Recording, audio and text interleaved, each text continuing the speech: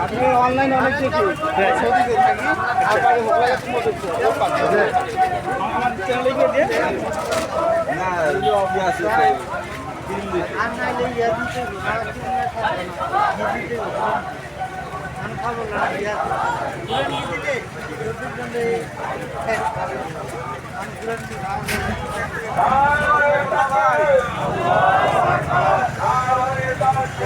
আল্লাহ